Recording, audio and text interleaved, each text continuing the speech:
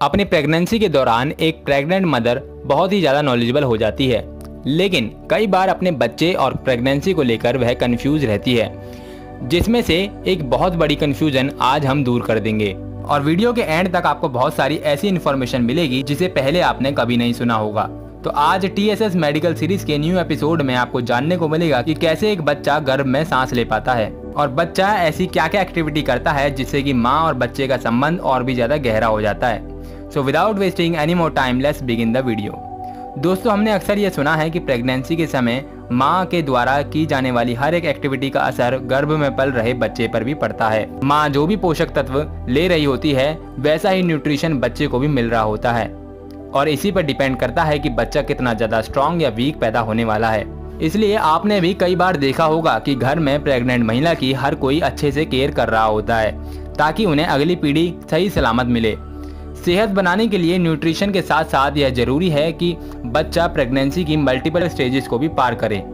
जिसमें सबसे ज्यादा इम्पोर्टेंट रोल ब्रीदिंग का होता है। बट बच्चा गर्भ में ब्रीदिंग आखिर करता कैसे है? वेल, इसका एक लाइन का एक छोटा सा आंसर है कि एक्चुअली में बच्चा गर्भ में नाक से सांस नहीं लेता है, लेकिन इसका मतलब यह बिल्कुल नहीं हुआ कि उसे ऑक्सीजन नहीं मिलती, बल्कि यह ऑक्सीजन कुछ अलग तरीके से वह ले रहा होता है।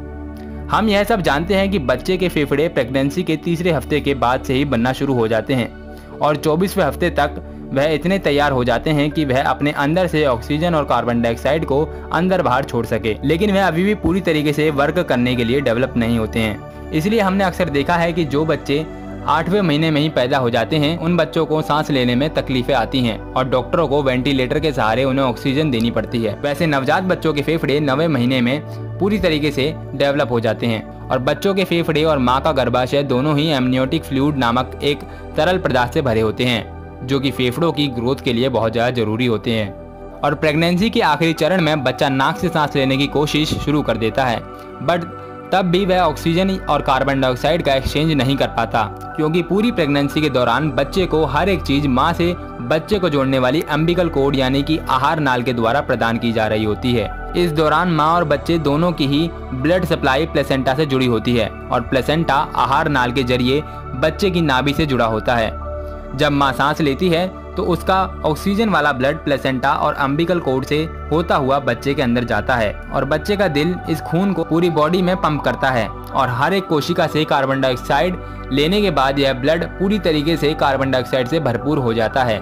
जो कि प्लेसेंटा और अम्बिकल कोड यानी कि आहार नाल की दूसरी नलियों से होता हुआ माँ के फेफड़ों तक पहुँच जाता है और ब्लड के साथ आई इस कार्बन डाइऑक्साइड को अलग करके माँ अपनी नाक के जरिए उसे हवा में छोड़ देती है और इसी प्रक्रिया के जरिए बच्चा गर्भ में भी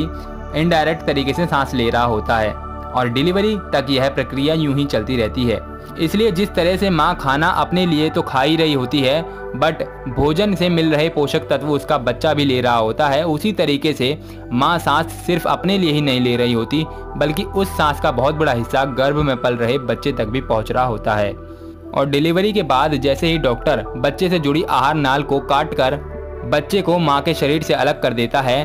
उसके थोड़ा पहले से ही बच्चा नाक से सांस लेना और छोड़ना शुरू कर देता है, जिसको बच्चे के फेफड़े अच्छी तरीके से हैंडल कर लेते हैं। सो दोस्तों, आज की वीडियो में बस इतना ही, बट हर दूसरे दिन साइंस, स्पेस और एनिमल वर्ल्ड से जुड़ी हुई वीडियोस को पाने के लिए इस चैनल द साइंस सिस्टम को सब्सक्राइब करके बेल आइकन में ऑल का बटन जरूर दबा देना। इसी के साथ मैं गौरव मिलता हूँ आपसे ऐसी किसी अमेजिंग वीडियो में, तब तक के लिए बाय बाय। और रुको